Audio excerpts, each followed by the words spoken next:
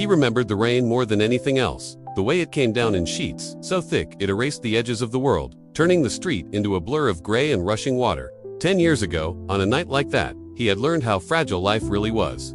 Back then, Thomas Reed was not the careful, measured man he later became. He was younger, newly widowed, exhausted in a way sleep could never fix. His wife had died suddenly, leaving him alone with a 6-year-old boy named Noah, and a grief that clung to his chest like wet clothing. That evening, he had strapped Noah into the back seat and driven through the storm, his mind heavy with thoughts of bills, of unfinished dinners, of a house that felt too large and too quiet. He had been careless, just for a moment, just long enough for everything to change. The car skidded when another vehicle ran a red light.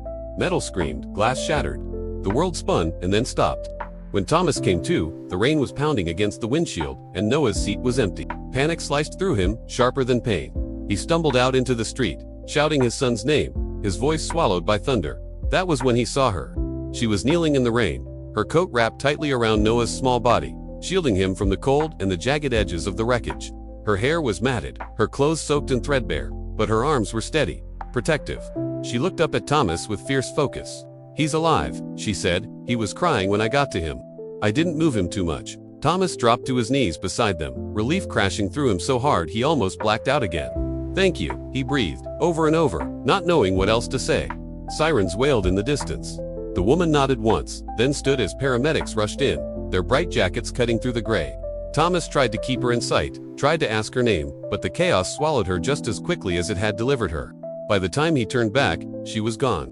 He never even got to thank her properly. Noah survived with only minor injuries. Thomas survived with a new fear etched permanently into his bones. Life moved on, as it always does, even when you wish it wouldn't.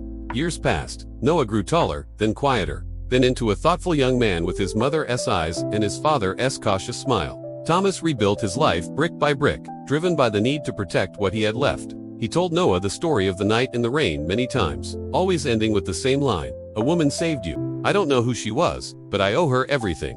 Noah listened with wide eyes at first, then with thoughtful silence as he grew older. "Did you ever find her?" he asked once. Thomas shook his head. "I tried," he said, "but sometimes people pass through your life for a reason, and you don't get to know their names." Still, the memory never left him. He carried it quietly, like a debt that never expired. 10 years later, Thomas found himself walking through the city on a cold autumn morning. Noah now away at college, the house once again echoing with absence. He volunteered when he could, donated when he remembered, but there was a restlessness in him that never quite settled. That morning, he had no plan. He walked because he needed to move, to feel the city around him. The shelter on Maple Street was busy, its doors opening and closing as people came and went. Thomas slowed, then stopped. He didn't know why. Something tugged at him, an old instinct, the same one that had screamed at him in the rain 10 years earlier. Inside, the air was warm but heavy with the smell of soup and worn fabric. Volunteers moved efficiently, handing out meals, offering quiet words. Thomas stood awkwardly near the entrance, unsure of his place. He noticed her then, sitting alone near the wall, her posture careful, her hands folded in her lap. She looked older, thinner. Her hair, once dark, was now streaked with gray. But there was something about the way she watched the room protective that made his heart stutter. He stared, a strange pressure building behind his eyes. He knew that look. He had seen it before, in the rain, under flashing lights. He approached slowly, afraid that speaking might break whatever fragile connection his mind was making. "Excuse me," he said gently. She looked up, her eyes sharp, wary. "Yes," he swallowed. 10 years ago, he began, his voice unsteady. "There was an accident. On Oak and 7th, it was raining. A lot." Her expression shifted, something flickering across her face, recognition, maybe, or pain. "You pulled a little boy out of a car," Thomas continued. "You wrapped him in your coat. You stayed with him until help came." Her gaze dropped to her hands. For a long moment, she said nothing. Then she nodded once. "I remember," she said quietly. Thomas exhaled, the breath leaving him in a shaky rush. "That was my son," he said. "You saved his life." She looked at him again then, really looked, and something in her eyes softened. "I'm glad he's okay," she said. "That's all that mattered." "I've been looking for you," Thomas said. "For years." She gave a small, sad smile. "People don't usually look for me," she replied. "They usually look past." He felt a familiar sting of shame. "What's your name?" he asked. "Evelyn," she said. Evelyn Brooks. They sat together then, two strangers bound by a moment neither had forgotten. Evelyn told him pieces of her story, not all at once, and not with self-pity. She had been a nurse once, years ago, before life unraveled, before an abusive marriage, before addiction crept in quietly, before she lost her license, her home, her confidence. I still know what to do in emergencies, she said softly. That never leaves you. Thomas listened, the weight of her words settling heavily in his chest. He thought of the way she had moved with certainty that night, the way she had shielded Noah without hesitation. You saved my family, he said, and I never said thank you.